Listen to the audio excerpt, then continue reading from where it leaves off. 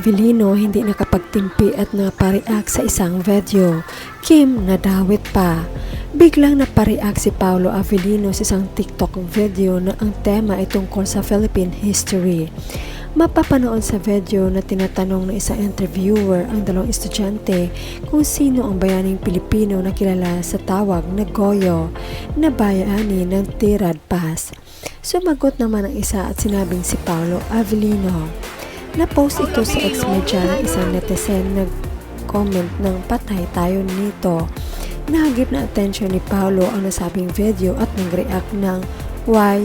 Hindi malinaw kung saan tumutukoy ang reaksyon ni Paolo kung ito ay kamot sa ulo, dismaya o aliw sa pagbanggit ng kanyang pangalan o kawalan ng nalaman ang mga nabanggit na estudyante sa history. Pero mababasa sa comment ng mga netizen ang iba't ibang opinyon nila sa paglimangmang ngayon ng mga estudyante sa history ng mga bayani ng bansa. The realization of this sa mga kabataang Pinoy na may kilala pa nila, mas kilala pa nila yung artista na gumaganap sa karakter kaysa sa mismong katauhan ng bayani. Gets ba? Actually, as a supporter, proud ako pero mas nakakalungkot isipin di alam ng mga kabataan kung sino ang binansagang Goyo.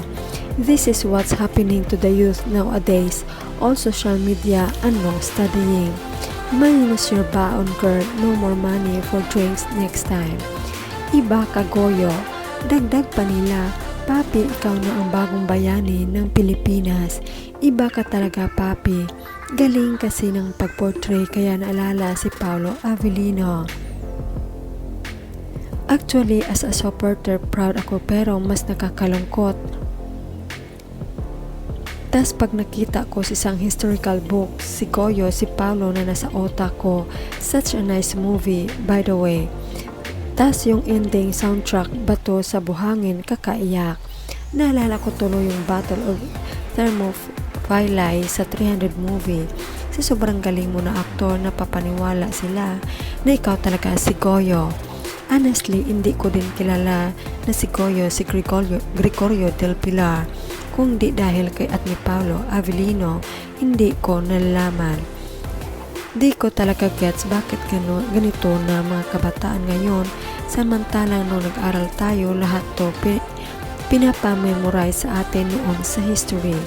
I don't know if they still have a history subject nowadays. Nasagot naman pala is just that what comes to her mind first is ikaw, tumatak ka talaga sa karamihan bilang Goyo, ang galing mo kasi. Natatawa ako sa why, masyado mo kasing ginalingan Pao at may Paolo Avellino. Kahit ako, idol Pao, pag sinabing Goyo, ikaw agad ang nasa isip ko.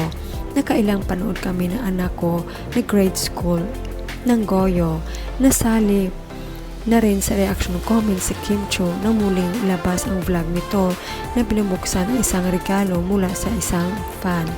Nagulat at natawa si Kim na makita nitong Goyo ni Paolo ang laman.